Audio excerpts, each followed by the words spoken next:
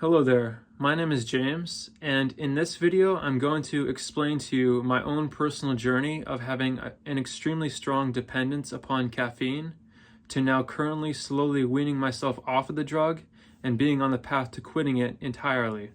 I have been very much on and off of caffeine ever since I was only about 15 years old. Right now I'm 24 and I'm turning 25 in February. Caffeine use has been a very significant part of my life for the past several years, and recently I've finally made the decision that it is time for me to move away from the drug for good. Essentially, the biggest reason for this was the overall level of restlessness, anxiety, and overthinking and overwhelm that caffeine would cause me to feel on a regular day-to-day basis. Along with that, I also noticed that caffeine would tend to make me feel very irritable at times, along with potentially causing feelings of low self-esteem and insecurity, and even sometimes as far as depressive-related symptoms. At times, caffeine even led me as far as having suicidal thoughts and extreme depression.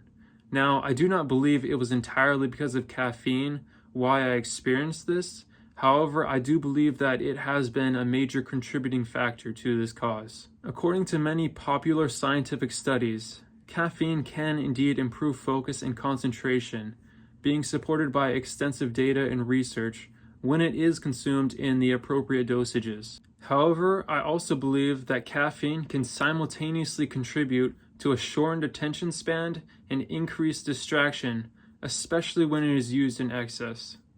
When a person is able to get a good night's sleep and is able to be well and properly hydrated, which caffeine can seriously disrupt both of those things, that person does and often indeed has extreme focus and concentration. When a person is able to live their lives completely free from caffeine, their concentration is steady, focused, and not easily disturbed. Now, I do indeed believe that caffeine can indeed improve focus, but only to a certain extent.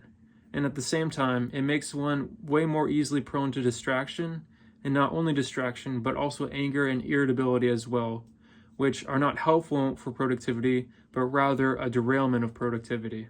Caffeine also increases cortisol levels, particularly when consumed in excess or by people who are under stress. Cortisol is a primary stress hormone that helps to regulate metabolism, immune system responses, and blood sugar levels. Chronic elevation of cortisol due to frequent caffeine intake can disrupt these processes and can negatively impact health as well. In the brief moment, caffeine can give a short burst of energy, which can be very useful in some cases. However, too much can have the opposite effect, which is really not good for both the mind and for the body. Overall, the smaller the amount of caffeine consumed daily, the more calm and relaxed a person is able to be in general, which actually ends up contributing to an increased sense of overall productivity. Now, I myself have my own personal belief, which comes from my own deeper intuition, that there is a fundamental law around drugs and substances of every different kind. Think of Newton's third law of motion. For every action, there is an equal and opposite reaction. This, I personally believe, applies just as much to health and wellness as it does to modern physics and to science. When you consume caffeine, you get an immediate high, a rush of energy with completely clear vision and complete focus of mind, along with all of the bodily systems functioning better than they were beforehand. However, if you have probably noticed yourself, this high and rush of energy and joy and excitement also come with a cost. The cost is that there is always a crash that follows afterwards, along with increased heart rate, restlessness, quickness to agitation, irritability, and increased anxiety. And this is fundamentally true with every kind of substance. I myself have never been a nicotine user. I think I've only smoked about one cigarette in my entire life. But alcohol and marijuana I have used plenty throughout my life, especially as a teenager. Whenever I've used these substances in the past, marijuana and alcohol, I get a great sense of inner elatedness, a feeling of joy, inner peace, and euphoria. However, the cost for this is usually the next day I end up being extremely irritable, tired, with low energy and completely unmotivated about life in general. Now, coming back to what I said earlier about Newton's third law of motion, I believe this law is actually universal and does not just apply to modern physics and science alone, but actually applies to everything within existence, including what we put inside of our bodies. Now, the term for this is called karma. Now, when most people think of karma, they usually think of past lives, reincarnation, liberation or moksha, along with past deeds which one is either benefiting from in this lifetime or paying for, depending upon whether they were positive or whether they were negative. This is indeed one definition of the word. However, oftentimes people are unaware of the many complexities of the ancient Sanskrit language and how certain words can have multiple meanings. When the word karma is used within the Ayurvedic context, it is used to define the action of a specific herb or food when ingested and its direct effects upon the human body. Now, this is a topic for another video, but many enlightened sages of ancient India knew of many different sciences which we now share today and are still discovering in modern society, including quantum theory, advanced mathematics, and trigonometry, as well as atomic theory as well. But back to the topic of caffeine and all drugs and their direct effects upon the human body. There is always a karmic price to pay for the consumption of any kind of stimulant. And in actuality, the human body functions best without any kind of use of stimulants whatsoever. On that note as well, one particular karmic consequence, which is worst of all, is the karmic consequence of dependency upon stimulants. Now, this to some people may seem relatively odd, but I believe that it is completely true that caffeine dependence can and oftentimes does lead to direct overuse. Overuse of caffeine then leads to having poor sleep, which then leads to low productivity. In myself and in my own life, I found I had to keep my intake of caffeine below even 80 milligrams per day in order to properly get a good night's rest. For that reason, the act of quitting caffeine entirely could actually counterintuitively be a move which would cause an increase in overall daily productivity. Although caffeine generally does increase mood, focus, and energy levels in the immediate moment, there is also always a crash which inevitably comes later on. Therefore, quitting caffeine entirely would lead to an overall balanced and harmonic state within the human body and mind, where an individual is not overly stimulated at one part of the day, and then later on in the day finds themselves with restless anxiety and overwhelm. I have observed this in myself, where I have been much more productive due to a better night's sleep, since I consumed very little caffeine the previous day.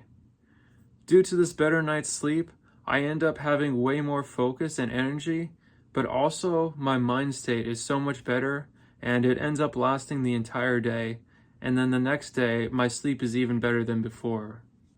Much of the time, I oftentimes see people who consume multiple cups of coffee every single day, and these people usually have multiple excuses in their mind, such as coffee benefits heart health, and coffee has antioxidants, for example.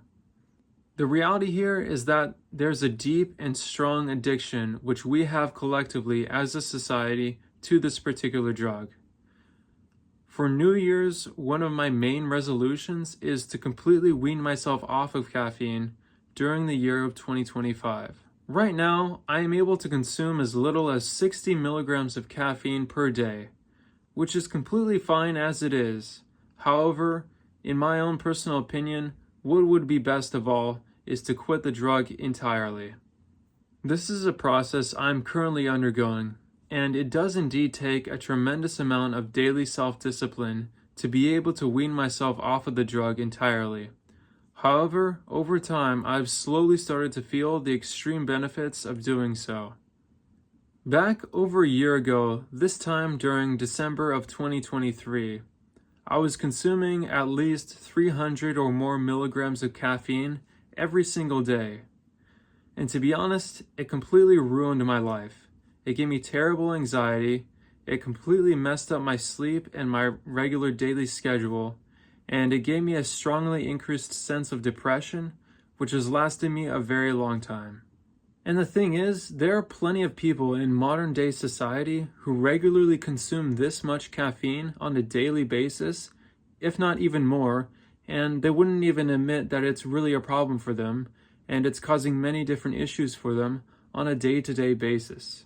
On the other hand, there are plenty of people who know that caffeine is indeed a problem for themselves, but they are unfortunately unable to quit the drug.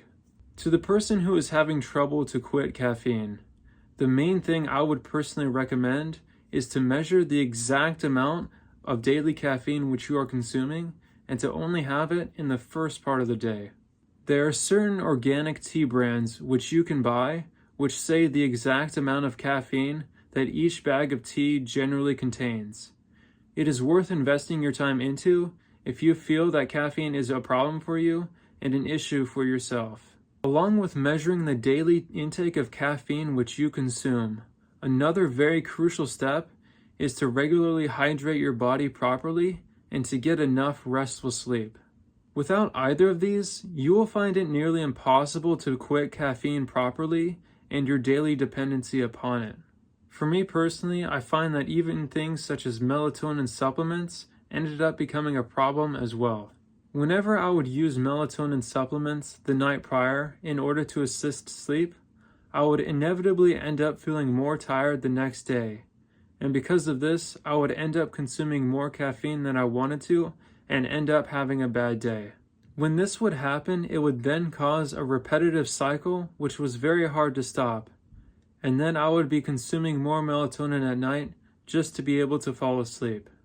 The next day, when I experienced more tiredness due to the melatonin which I had the previous night, I would then consume even more caffeine just to stay awake that day. And then at night, since I had so much caffeine during the day, I would consume more melatonin again just to be able to fall asleep that night.